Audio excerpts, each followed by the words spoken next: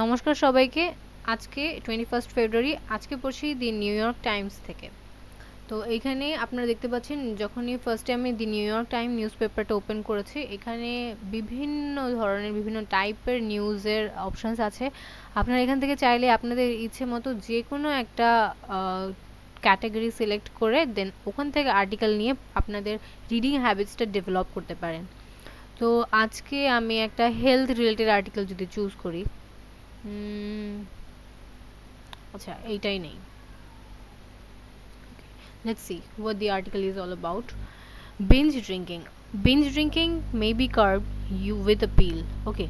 ফার্স্টে binge drinking মানেটা কি আসলে? বিঞ্জ ড্রিঙ্কিং হচ্ছে একটা হ্যাবিট। আসলে এটা হচ্ছে মানে consuming more drinks at a time. এটা অ্যালকোহল মেইনলি মানুষ যখন কনজিউম করে। তো মেবি কার্বড মানে কি? কার্ব মানে হচ্ছে কন্ট্রোল করা অর রিস্ট্রেইন করা with a pin.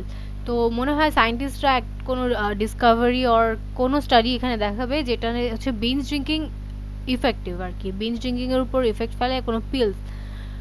So, a recent study suggested the use of a decades-old medicine taken before imbibing. Imbibing means consuming alcohol.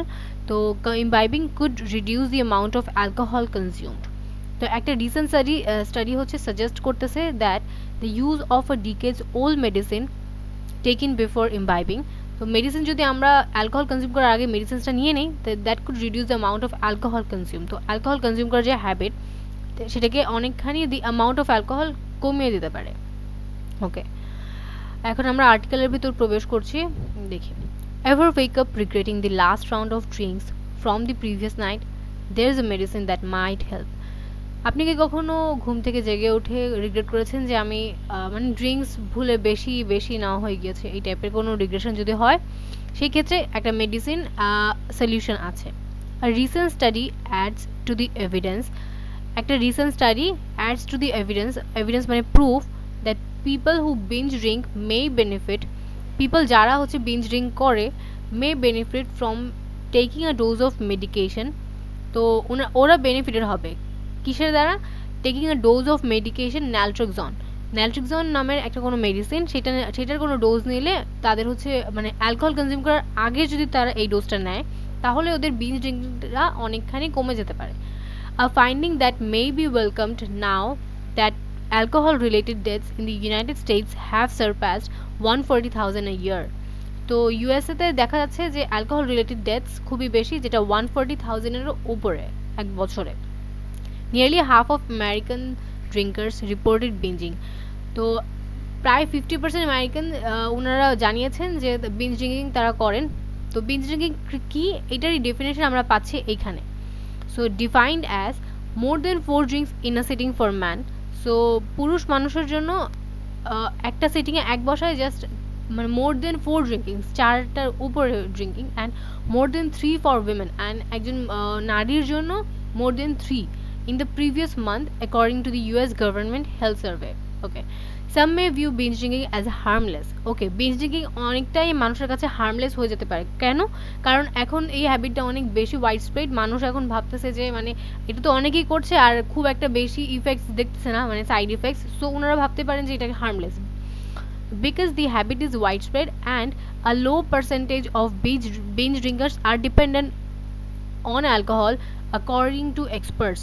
So এক্সপার্টসরা বলছেন যে আপাত দৃষ্টিতে দেখা যাচ্ছে যে যারা বিঞ্জ ড্রিঙ্কিং করেন তার মধ্যে খুবই অল্প সংখ্যক মানুষ পুরোপুরি অ্যালকোহলের উপর ডিপেন্ডেন্স। তো ডিপেন্ডেন্সিটা যেহেতু বাড়ছে না, সো ওনারা মনে করছেন যে বিঞ্জ ড্রিঙ্কিংটা অনেকটাই হার্মলেস, যেটা আসলে না।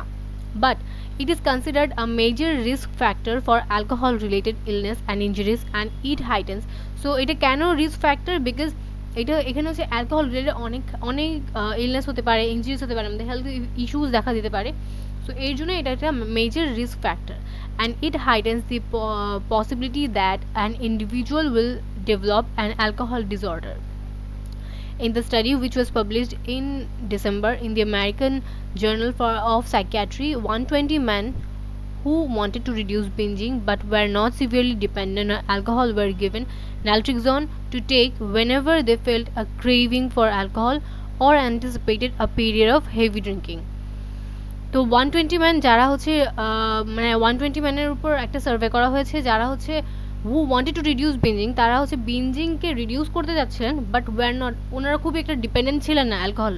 তো ওনাদেরকে ন্যালট্রিক্সন নামের যে মেডিসিন বা পিল ওটা দেওয়া হয়েছিল যখনই হচ্ছে তারা একটা ক্রেভিংস ফিল করতেন তখন। Naltrexone, which blocks endorphins and reduces the euphoria of intoxication. Euphoria মানে হ্যাপিনেস নর্মালি আর কি। ইউফোরিয়া একটা আপনারা যখন কেউ যদি আপনারা রুট ওয়ার্ডস পড়েন সেখানে এই ওয়ার্ডটা অনেক অনেক famous. So the euphoria of intoxication was approved in the United States for the treatment of alcohol dependence nearly 30 years ago, but it is typically prescribed for patients with more severe alcohol disorders to take daily to abstain from drinking. The new study's targeted approach, in which patients were advised to take the pill before they expected to drink, is less common, although studies going back decades have also demonstrated the effectiveness of the as needed dosing method. As needed মানে কি according to need, so যতখানি প্রয়োজন ততখানি use করবে এই মেথডে। The randomized control trial was double blinded. ওকে, তো এইখানে ওই স্টাডি সম্পর্কে বলা হচ্ছে স্টাডিটা কিভাবে কন্ডাক্ট করা হয়েছিল। ওনারা কী করলেন, the randomized control trial was double blinded. Double blinded মানে কি, মানে হচ্ছে যারা হচ্ছে আপনাদের পেশেন্টস আর যারা হচ্ছে মানে পার্টিসিপেন্ট যারা হচ্ছে এইখানে পার্টিসিপেট করতেছে অ্যান্ড যারা হচ্ছে তোমার রিসার্চার, ওরা দুজনের কেউই জানে না যে যে ট্রিটমেন্ট মেথডটা ইউজ করা হচ্ছে তার কতখানি কাকে কতটুকু দেওয়া হচ্ছে, জাস্ট এটা একটা trial. Okay, so half of the man received naltrexone, তার মধ্যে 50% হচ্ছে ন্যালট্রিক্সনকে দেওয়া হয়েছিল, মানে ন্যালট্রিক্সন দেওয়া হয়েছিল তাদেরকে। Half received placebo, half receive placebo হচ্ছে একটা ইনঅ্যাক্টিভ ট্রিটমেন্ট স্টাইল আর কি, কোনো একটা পিল অর মানে যার কোনো থেরাপিউটিক ভ্যালু থাকে না। তো half received a placebo and neither the participants not the scientist new who had received which. এই যে সায়েন্টিস্ট আর পার্টিসিপেন্ট কারাই কিছুই জানতেন না যে কাকে কতটুকু দেওয়া হয়েছিল আর কোনটা দেওয়া হয়েছিল। Each week, every week, participants also received counseling on how to reduce their alcohol use. তো প্রত্যেক বছর তাদের প্রত্যেক সপ্তাহে তাদেরকে একটা কাউন্সেলিং সার্ভিস দেওয়া হতো যেখানে তারা ডিসকাস করতেন যে তারা কীভাবে তাদের অ্যালকোহল কনজাম্পশনটা রিডিউস করতে পারেন। By the end of the 12-week study, 12-week study মানে কি approximately 3 months, ওকে 3 months একটা study, those given naltrexone reported binging less frequently, okay, and consuming less alcohol than those who had been given a placebo. তো ন্যালট্রিক্সন যাদেরকে দেওয়া হয়েছিল তাদের মধ্যে বিঞ্জিংটা অনেকখানি কমে গিয়েছিল অ্যান্ড তারা অ্যালকোহল কম কনজিউম করা শুরু করলেন কাদের তুলনায়, যাদেরকে প্লেসিবো দেওয়া হয়েছিল। প্লেসিবো কি ছিল, প্লেসিবো ছিল একটা যার কোনো থেরাপিউটিক ভ্যালু ছিল না, একটা inactive substance. Okay, a change that lasted for up to 6 months, তাদের মধ্যে এই চেঞ্জটা 6 মাস যাবৎ হচ্ছে দেখা গিয়েছে, মানে কার্যকরী ছিল। The most commonly reported side effect, okay এখন বলতেছে যে ন্যালট্রিক্সন যে নিচ্ছে, ওকে আমরা মানলাম যে ন্যালট্রিক্সন হচ্ছে আমাদের একটা গুড হ্যাবিট ডেভেলপ করলো, এখন ন্যালট্রিক্সনের তো সাইড ইফেক্টও থাকবে। একটা জিনিস সম্পর্কে আমরা যদি কোনো অডিয়েন্সকে জানাই তার পজিটিভ নেগেটিভ সব সাইডই জানাতে হবে। So the most commonly reported side effect of naltrexone was nausea. Nausea কি, ওই যে মাথা ঘোরানো বা হচ্ছে একটু আনইজিনেস ফিল হওয়া স্টোমাকে এরকম। তো nausea although it was generally mild, এটা খুবই সূক্ষ্ম ছিল and resolved itself as people adjusted to taking the drug. তো মানুষ যখন, এটা তো আসলে নিউ ছিল, মানুষ যখন এটার সাথে নিজেদের অ্যাডজাস্টমেন্ট করা শুরু করলো তখন দেখলো যে এই নজিয়াটা খুবই মাইল্ড ছিল এবং এটার খুব একটা ইফেক্ট পরে আর হওয়া শুরু হলো না। গ্লেন মেলো Santos, a professor at the University of California, San Francisco and the study's lead author said, তো উনি কি বললেন, patients could discuss the treatment option with their clinicians even it was not suitable for all.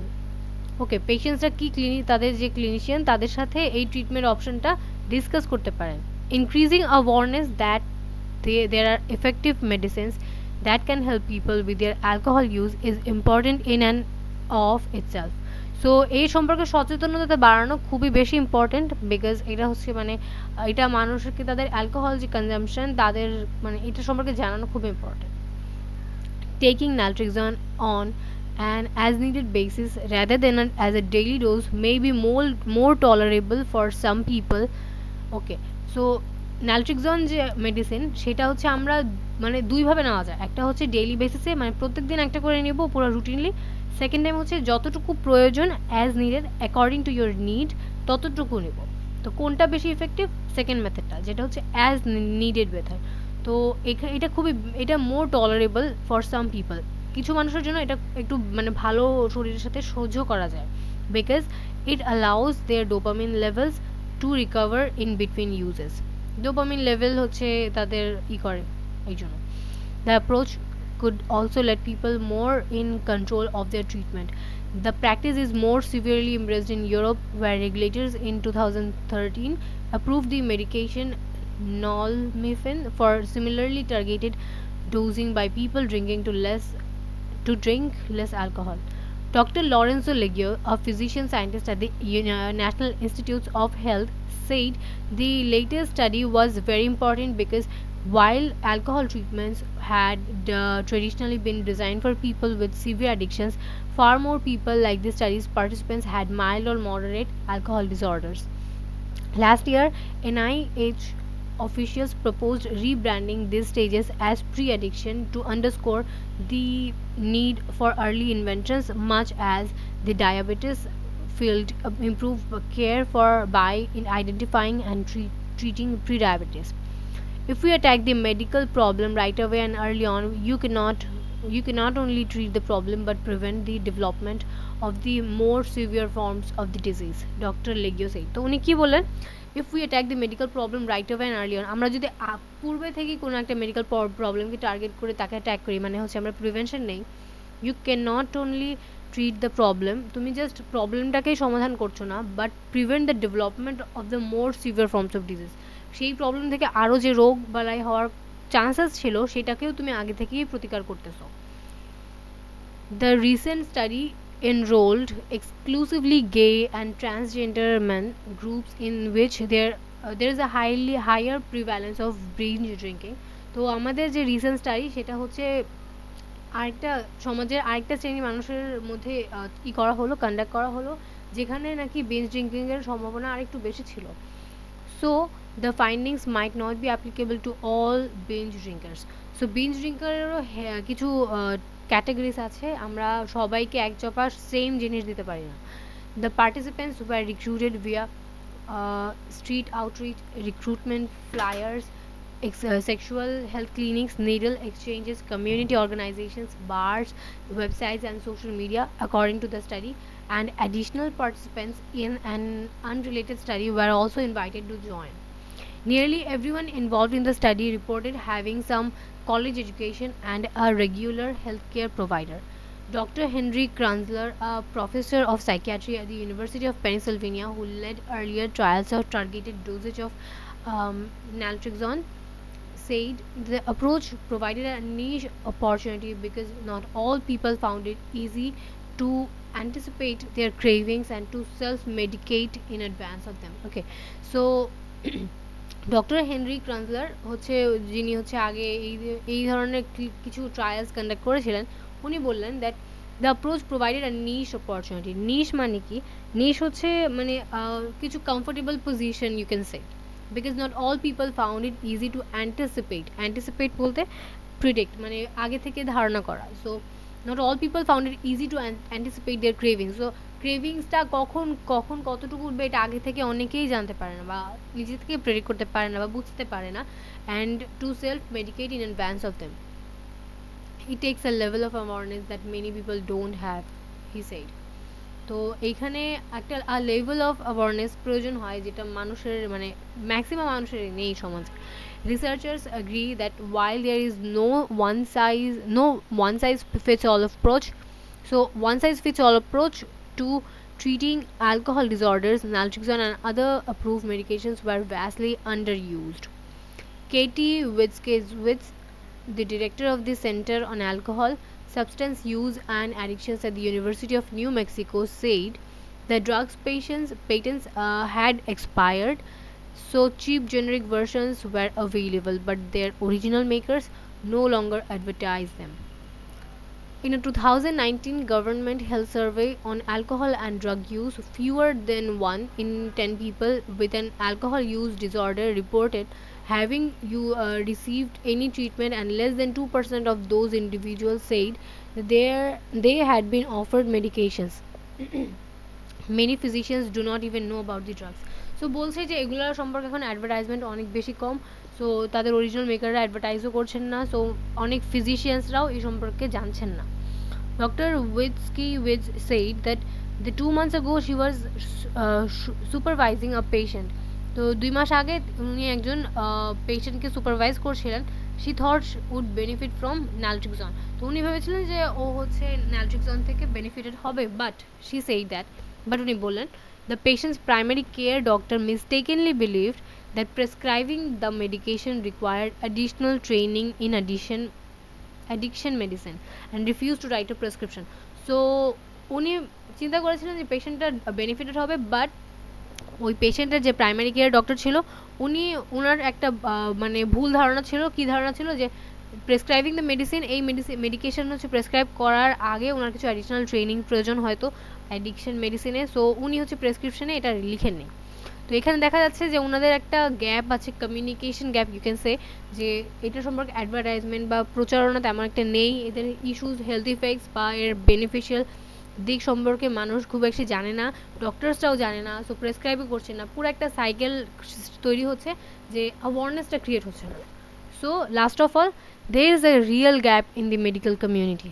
So medical কমিউনিটিতে একটা real gap আছে বলেই জিনিসটা আসলে সাধারণ জনগণ পর্যন্তও পৌঁছাচ্ছে না সঠিকভাবে. তো আজকে এ পর্যন্তই. আপনারা এখান থেকে ওয়ার্ডস মিনিং নিয়ে নিজে লিখবেন, প্র্যাকটিস করবেন, কিছু সেন্টেন্স মেকিং করে কমেন্ট সেকশনে দিতে পারেন, সো দ্যাট আপনার প্র্যাকটিসটা, আজকের প্র্যাকটিসে যে এতটুকুই হয়ে গেল, then next day next practice, এভাবে করে প্রত্যেকদিন একটা করে আর্টিকেল পড়লে আই গেস রিডিং হ্যাবিটটা খুব অনেকটাই ডেভেলপ হয়ে যাবে. থ্যাংক ইউ সবাইকে.